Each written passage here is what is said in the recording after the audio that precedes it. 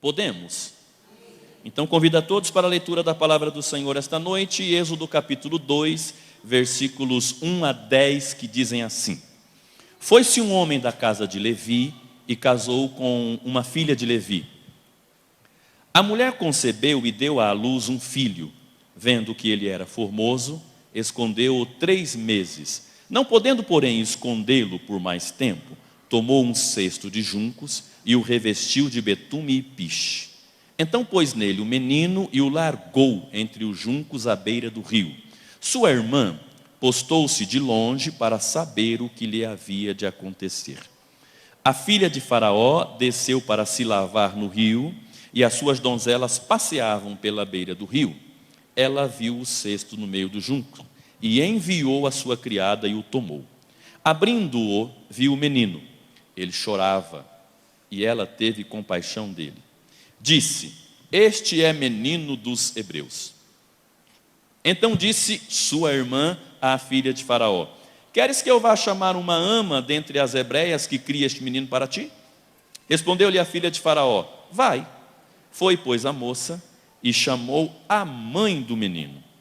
Então lhe disse a filha de Faraó: Leva este menino e o cria, que eu te darei o teu salário.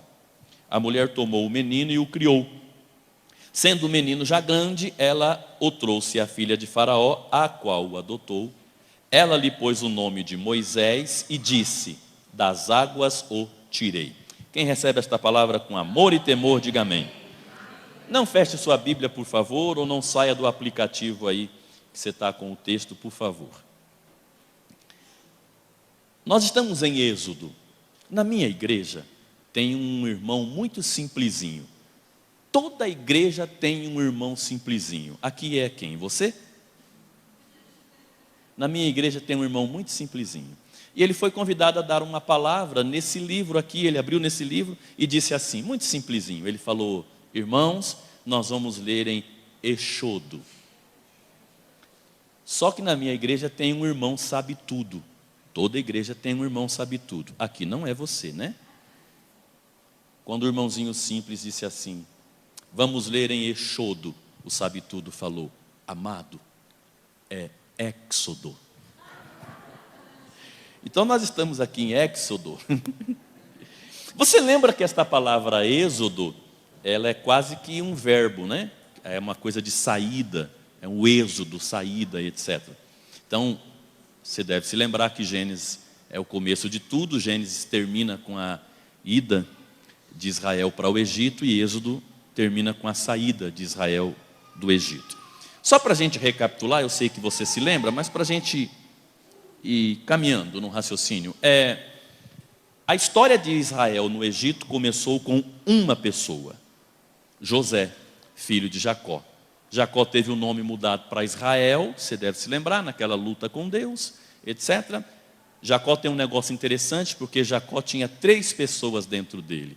Ele tinha aquilo que ele queria ser, ele tinha aquilo que os outros diziam que ele era, e ele tinha aquilo que Deus ainda o faria ser. Nossa, que aleluia, michuruco que você deu aí. Treinei tanto isso para falar aqui para você, e você fala um negócio desse. Você pode ser, assim como Jacó, carregar 3 pessoas dentro de você. Aquilo que você pensa que é, aquilo que as pessoas pensam que você é, e aquilo que Deus tem certeza que você é. Só que você tem que passar pelos 3.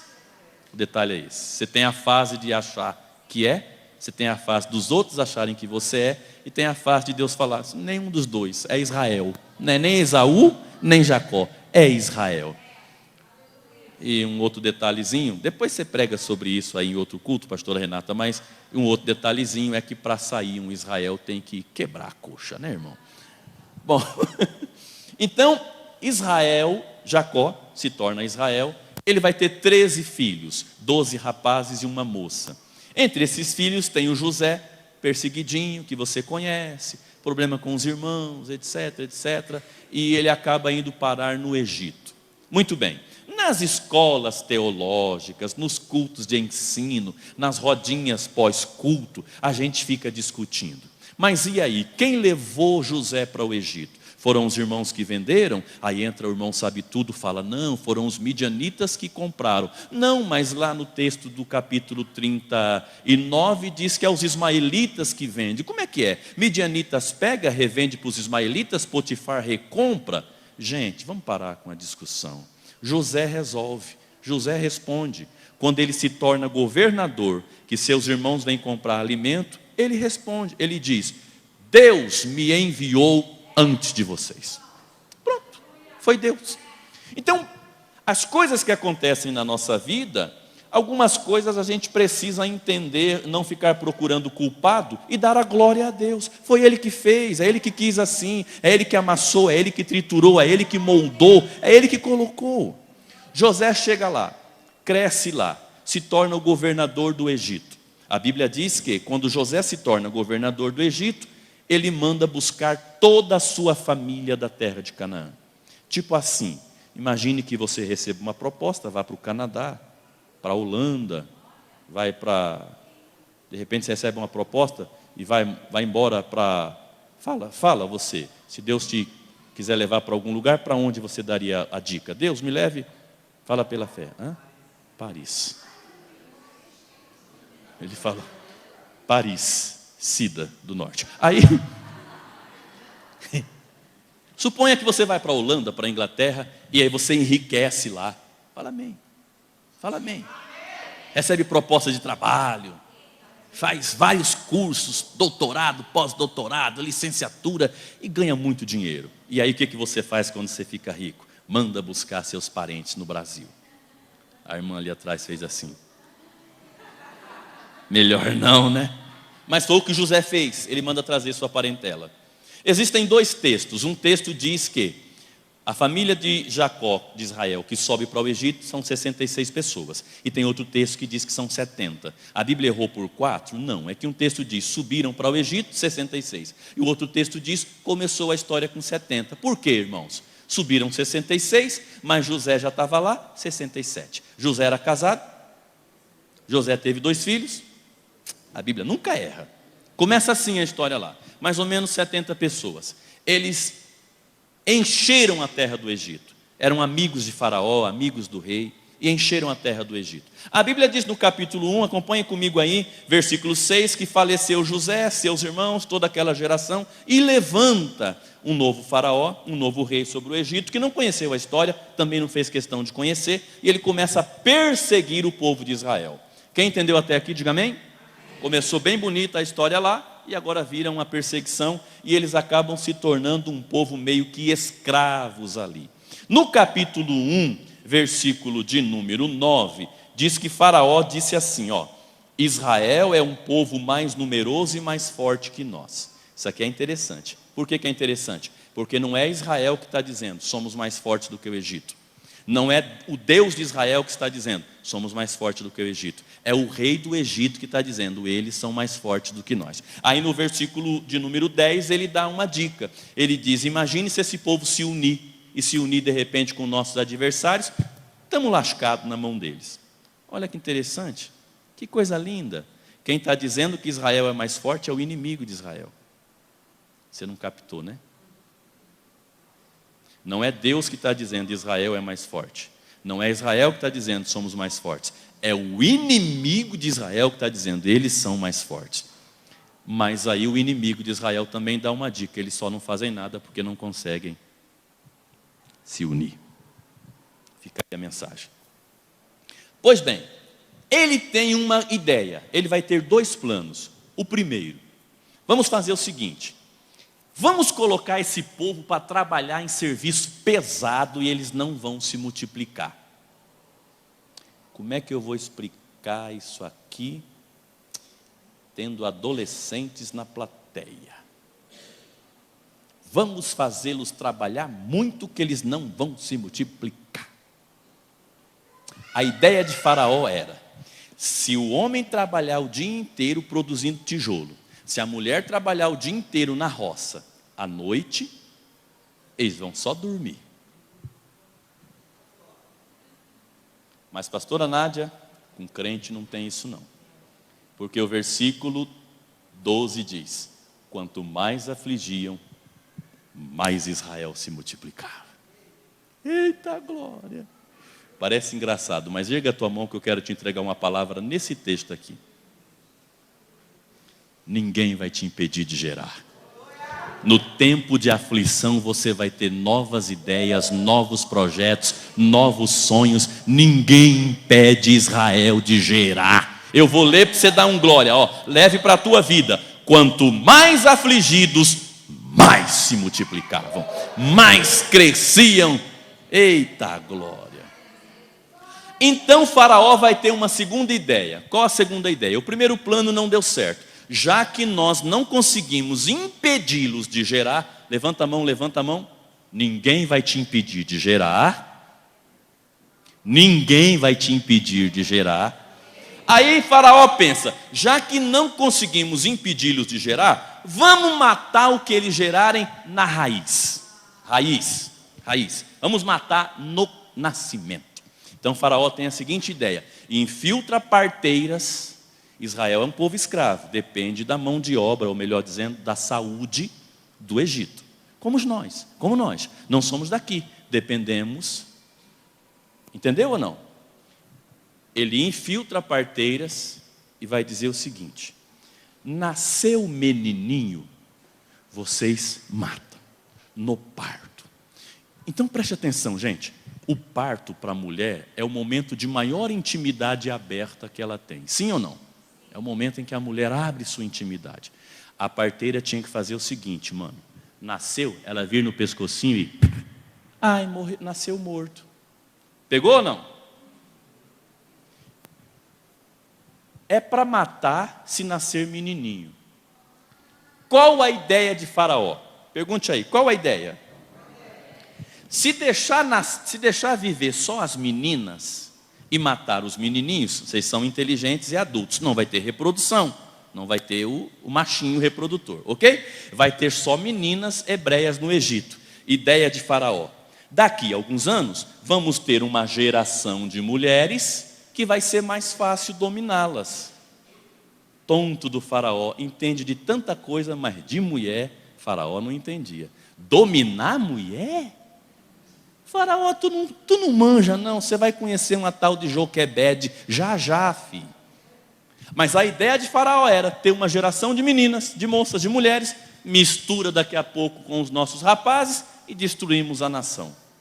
Pois é, ele entendia de muita coisa menos de mulher. Nesse tempo, capítulo 2, acontece um casamento. Preste atenção. O versículo 1, eu pedi para você deixar a sua Bíblia aberta. Olha, você que nunca esteve comigo em nenhuma ministração, deixa eu te avisar uma coisa. Eu sou aquele pregador que pega no tranco, sabe? Vai descendo a ladeira, descendo.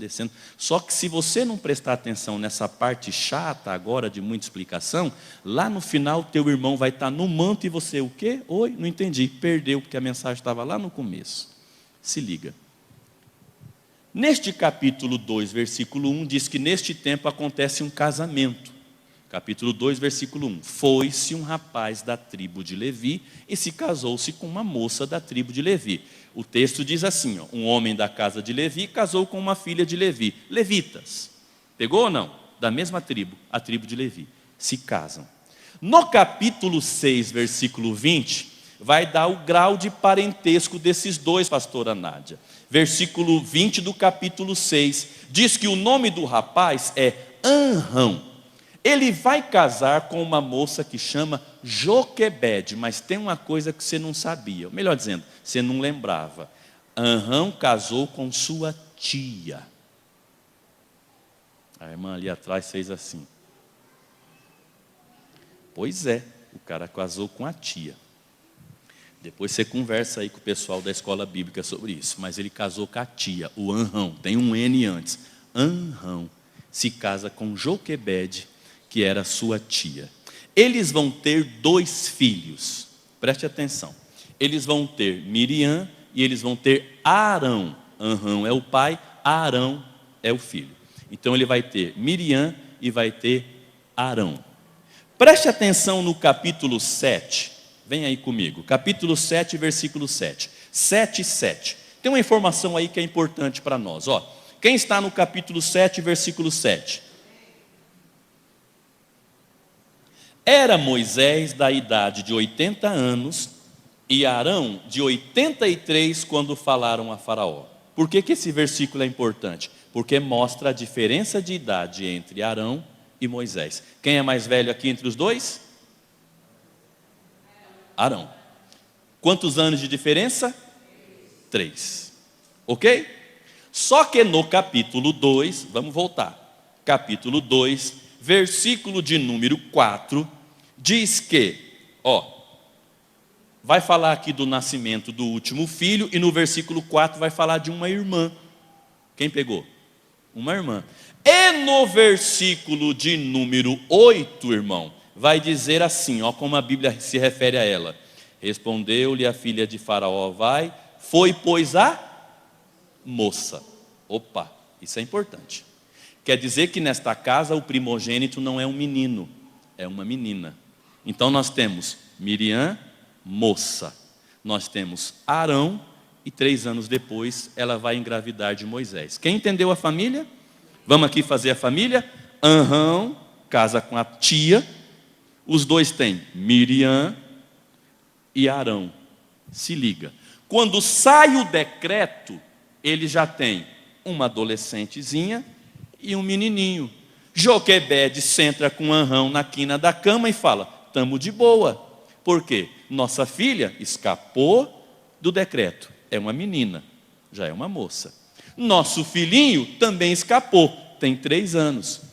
Estamos na tranquilidade. Quem entendeu? Sai o decreto que é para matar os menininhos que nascerem, a filha já escapou. O menininho já tem 3. Nós podemos dormir em paz, sem nenhuma surpresa. Agora eu estou falando a crentes, né? Quem diz que Deus gosta desse negócio chamado tranquilidade? Quem diz que Deus gosta disso? Algumas pessoas, quando eu prego, falam aí na rede social, esse pastor é muito engraçado. E a minha resposta sempre é, Deus é que é engraçado, eu só conto a história. Engraçado é Deus. Irmão, vem cá. Deus queria levantar uma grande nação, a nação de Israel. Amém? Simples. Pega um casalzinho recém-casado e fala, cresce e multiplica. Quer dizer, nem precisava falar, era só abençoar. O que Deus vai? E pega 2 velhos. Abraão e Sara. Porque Deus é assim, eu não sei porquê, mas Ele é assim. Aí veja bem isso, é o senso de humor de Deus. Está Joquebede e Arão comemorando, maravilha. Temos um adolescente, escapou do decreto, espada de Faraó não passa em nossa casa. E temos um menininho de 3 anos.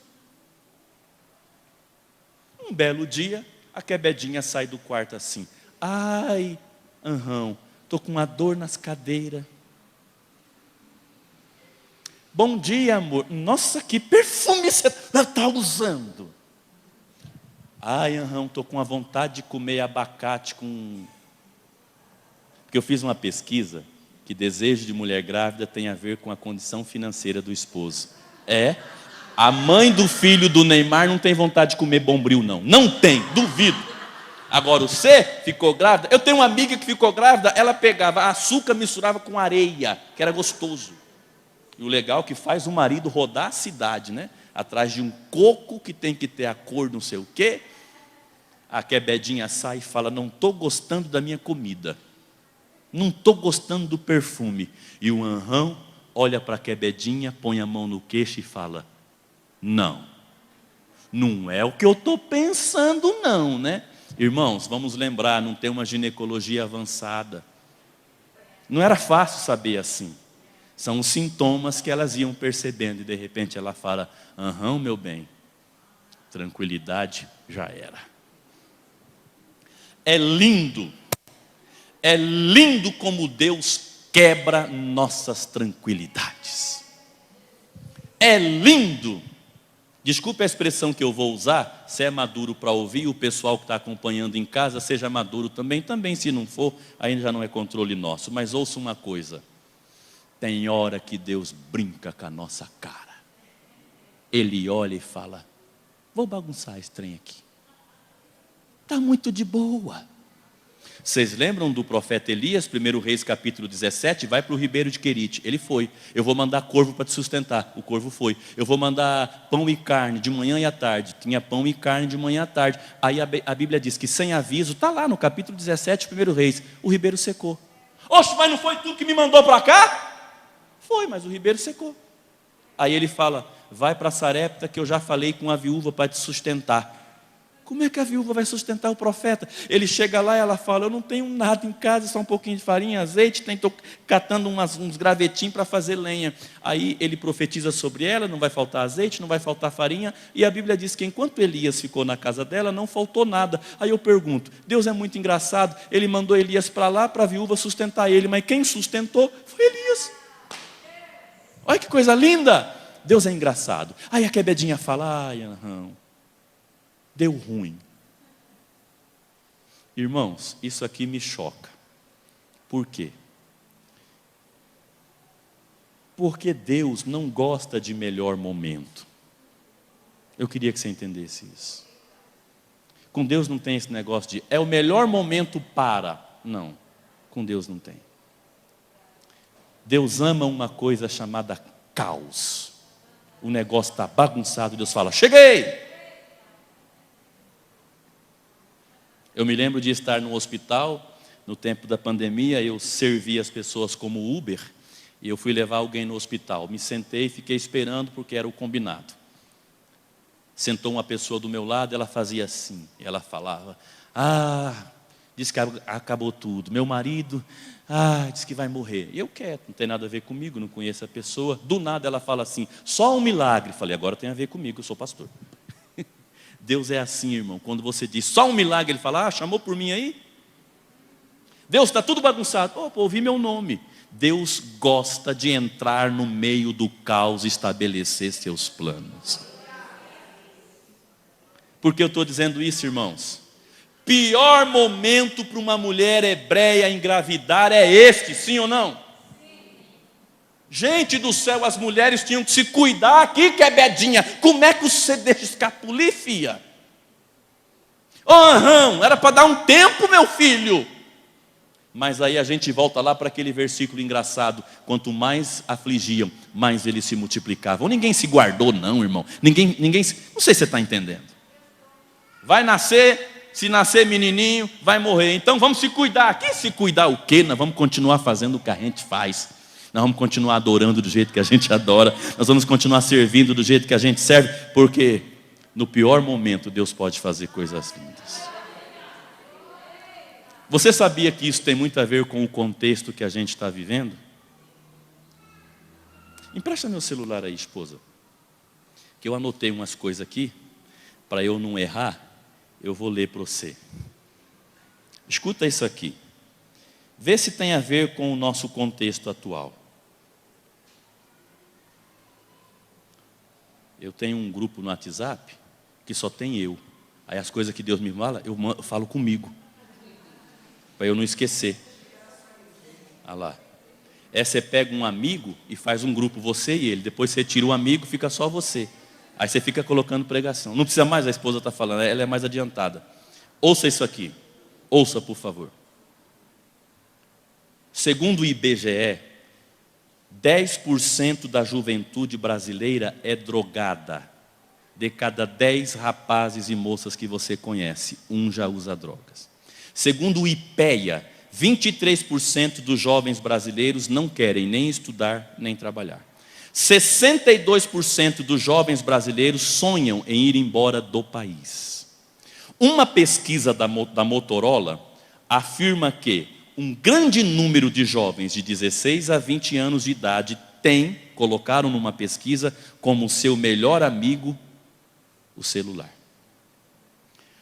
O PENSE, que é a Pesquisa Nacional de Saúde Escolar, diz que 56% das meninas brasileiras, a partir de 13 anos, já usam bebida alcoólica. O IPEA diz que a cada 11 minutos uma menina é estuprada no Brasil. 24% desses estupros são realizados por seus próprios pais. Segundo o Ministério dos Direitos Humanos, o Brasil é o pior país da América do Sul para você ter uma menina, uma filha menina. O site Cristãos na Ciência diz que 23% dos jovens que saíram da igreja, saíram porque a igreja ignorou seus problemas. O Instituto BPEC diz que 42% dos jovens evangélicos do Brasil estão tendo relação sexual. 41% dos jovens evangélicos do Brasil têm vergonha de evangelizar alguém. Esse aqui é chocante. Segundo o jornal da Assembleia de Deus, mais da metade dos jovens pentecostais não buscam o batismo no Espírito Santo porque têm vergonha de falar em línguas. Mais da metade dos jovens evangélicos do Brasil nunca ganharam uma alma para Jesus.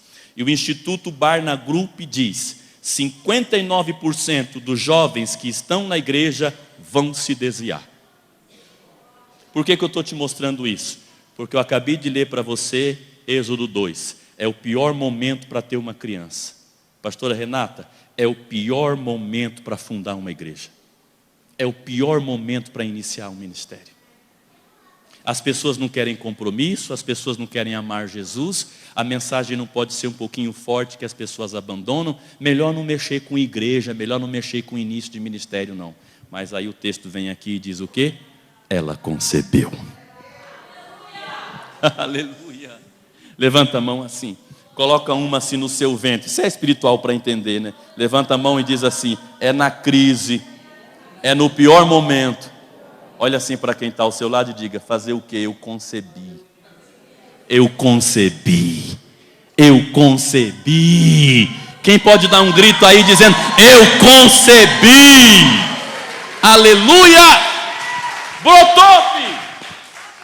Brotou! No pior momento, Deus vem lá e fala: o pior momento é o melhor momento para mim. Ela concebeu. E aí, me choca o seguinte: nasce um menininho. E tem um versículo meio perdido aqui que fala: e ela escondeu 3 meses. Como assim? As irmãs, por favor, me ajudem a entender. Ela escondeu primeiro a gravidez, obviamente. Depois ela esconde uma criança 3 meses. Como é que você esconde bebezinho até 3 meses? Primeira semana, segunda semana, dor no ouvido, cólica.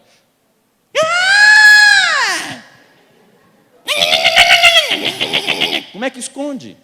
Como é que vizinha não fica sabendo? Como é que vizinha de trás não percebe? Como é que vizinha da frente não percebe? Como que ninguém denuncia? Lembra do começo da palavra? Faraó não entende é nada de mulher, rapaz. É Joquebede. E o texto diz que ela vê que ele é bonito, formoso, perfeito. E ela esconde. Ergue sua mão assim. Está preparado para receber? Está preparada? Isso aí que você concebeu, que você gerou, Deus fala para você que já chega de esconder. Já chega. Você segurou. Joquebede, hoje Deus te diz: mostra essa composição logo, mostra essa música logo, escreve logo esse livro, começa logo esse projeto. Quem está entendendo esta palavra? Quando que você vai iniciar essa empresa logo que você sonhou aquele dia? Quando que você vai começar esse projeto que você estava debaixo do chuveiro, Deus te entregou? Deus está olhando para você hoje dizendo: Joquebede, há um tempo de guardar para você, e há um tempo de você mostrar para o mundo. Aleluia, aleluia. Ergue a mão assim, aproveita que a mão está erguida, bate na mão de alguém e fala: para de esconder isso aí. É para mostrar o que Deus tem feito, é para mostrar o que você está gerando, é para revelar. Mostra ao mundo. Aleluia. Pois é. Só que aí quando chega a hora que não dá mais para esconder, tem um detalhe. Pergunte qual? Sai do nosso controle. A maioria dos ministérios que eu conheço, onde tenho o privilégio de ministrar, como aqui, os líderes me falam: a gente começou uma coisa pequenininha que era só para ser na nossa garagem, sabe, pastor? Hoje nós estamos em 30 estados, em 30 cidades. Ai, pastor, era assim, eu era só o ministro de louvor da minha congregaçãozinha. Chega uma hora que sai do seu controle. Aleluia. Pergunte assim: ô Elias, e quando sai de mim, mas não me pertence mais a mim? Vamos falar, vamos elaborar a frase. Diga assim: e quando sai de mim, mas não pertence mais a mim. Não podendo mais escondê-lo, ela fez um cesto de juncos, revestiu de betume e piche, colocou nele o menino e largou. Eu gosto desse verbo. Como é que está na tua? Na minha está assim, ó, largou entre os juncos. Como é que está na tua? Eu gosto desse largou, porque lembra assim nossos pais, lembra a coisa da roça, largar. Ah, larga a mão, filho. Larga. Ah, largou. Na tua está como? A tua Bíblia é um pouquinho mais elitizada, está colocou, deixou. Hã? Ou a tua Bíblia é na versão da minha esposa, ponhou. Ponhou. Lá na cidade dela eles falam taubinha. Sabe o que é taubinha? Taubinha. E eles não falam assim, coloquei ali, eles falam ponhei ali. Na tua está assim, ponhei, largou, ponhou. Esse verbo me encanta, largou. Não sei se você está pegando. Ela prepara 3 meses, guarda, faz um cestinho top para não penetrar a água, reveste. Para quê? Para largar. Joquebede, tu é doida, fia? Ela faz tudo isso, pega o cestinho e larga. Segura aí um pouquinho. Desde que nós somos criancinha, falaram para nós, de que as pessoas falam no microfone e a gente repete e não vai ler como está escrito, de que nós somos um povo muito preguiçoso. Eu falo na tua cara mesmo. Falaram para a gente que Joquebede colocou Moisés no rio Nilo e o cestinho foi caminhando até chegar na princesa. Tem até hino que gravaram assim. Mas vamos ler o texto como é que está mesmo? O texto diz assim, ó, versículo 3. Pôs nela o menino e o largou entre os juncos, complete, entre os juncos, à beira do rio. Olha aqui para mim. Beira do rio não é rio não, tá, filho? Lá no Goiás, onde eu fui criado, a gente fala barranco. Beira do rio não é rio. Então Joquebede não botou Moisés no rio Nilo. Ela botou à beira do rio Nilo. Coloca a mão assim no queixo, como a irmã fez ali atrás, como quem está admirado, e fala, ó. Por que esse ó? Por causa de que então o milagre foi muito maior. Não foi o cestinho que veio até a princesa. Levanta a mão, levanta a mão. Marcos capítulo 16, estes sinais seguirão. Salmo 23, o finalzinho, bondade e misericórdia me. Deuteronômio, se me ouvides, estas bênçãos te perseguirão. Aleluia. O plano de Deus, o que Ele tem com você, vai vir, meu irmão, para você. Vai chegar. A Joquebede larga no barranquinho. E o chocante aqui, pastora Nádia, é o seguinte. Ela larga e vai para casa. Largou e vai para casa. Colocou ali. Isso eu acho lindo em Deus, o senso de humor dele. Porque Faraó falou, se nascer os menininhos para matar e jogar no rio Nilo. Aí Deus olhou e falou, beleza, Faraó, eu vou trazer um menininho pelo Nilo, vou enfiar dentro da tua casa para chamar você de vô, tu largar de ser besta. A Joquebede coloca e vai para casa. Aí aqui está a palavra que eu vou te entregar e já vamos orar. Versículo 4. Joquebede vai para casa. Mas o menino tem uma irmãzinha. Miriam, o nome dela. E sabe o que a Bíblia diz no capítulo 15, logo após eles atravessarem o Mar Vermelho? Eis ali Miriam, a profetisa. Ele tem uma irmãzinha adolescente. Olha o que o versículo 4 diz. Ela se postou de longe. Lembra que eu falei para você que a palavra que eu tinha para te entregar era um verbo? Era uma palavra apenas? Luciano, olha isso aqui. A sua irmã se postou de longe para saber o que havia de acontecer. Põe a mão assim na sua cabeça assim. Olha aqui para mim assim, ó. Dá um apertão assim e fala, tem que entrar. É para entrar agora. Ó, irmã, só para vocês aqui. O texto não diz, ela se postou de longe para saber se ia acontecer. Não. O texto não diz assim, pastor, ela se postou de longe para talvez ver se acontecia. O texto diz, ela se postou de longe para ver o que havia. Nós fizemos primário, não fizemos? Nós aprendemos lá, não aprendemos? Havia, de haver, de ar, de ter. Pegou? Não pegou, né? Havia significa tá para acontecer, tem, existe, vai acontecer. Vou traduzir para você. Ela se postou de longe, tipo assim, eu vou ver o que Deus vai fazer, porque é certo que alguma coisa Deus vai fazer. É o movimento de Deus na nossa vida. Que vai acontecer, vai. A menininha está assim, ô Luciano, ela está atrás do arbusto, ela está assim, o que vai ser eu não sei, mas vai ser. Porque o texto diz, o que havia para acontecer. É tipo Jesus debaixo da figueira. Zaqueu, desce, porque está na programação, ir para a tua casa. Me convém ir para a tua casa. É João capítulo 4, e Jesus tinha que passar por Samaria. Quem está pegando? É Miriam. Alguma coisa ele vai fazer. O que eu não sei, mas eu vou ficar aqui que eu não sou besta. Pode ir para casa, mãe. Eu fico aqui porque algo Deus vai fazer. O texto não diz que ela está vigiando o cestinho. O texto não diz que ela está com medo. O texto não diz que ela está de butuca no cesto. Ela está de butuca na ação de Deus. Alguma coisa Deus vai fazer. Ergue a mão bem alta assim. Diga assim, alguma coisa Deus vai fazer. E eu vou estar lá para ver. Vocês que são aqui da igreja, levanta a mão assim de novo. Diga alguma coisa Deus vai fazer. E eu vou estar aqui para ver. Eu vou estar aqui para ver. Alguma coisa Deus vai fazer.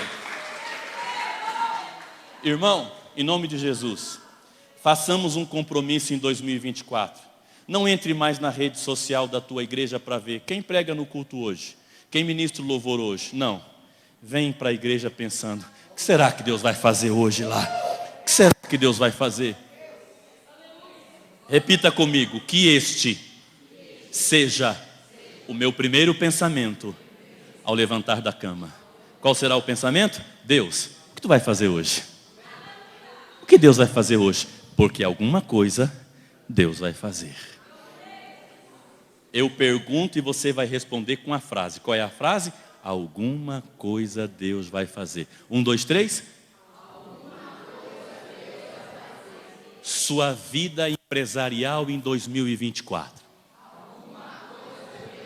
Aquele recurso que não chegou ainda, mas você precisa. Teu chamado ministerial. Tua família. Aquele filho que está dando problema. Aquela questão financeira não resolvida. A igreja aqui em 2024, alguma coisa Deus vai fazer. Que Deus coloque em nós um espírito de Miriam, uma unção de Miriam, uma personalidade de Miriam. Qual? Que Deus vai fazer hoje? Expectativa, irmão. Expectativa. Com perdão da palavra que eu vou usar, porque não acho outra, ansiedade pelo mover de Deus. Ele vai fazer alguma coisa. Alguma coisa ele vai fazer.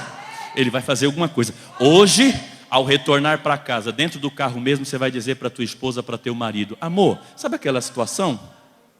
Alguma coisa Deus vai fazer. Alguma coisa Deus vai fazer.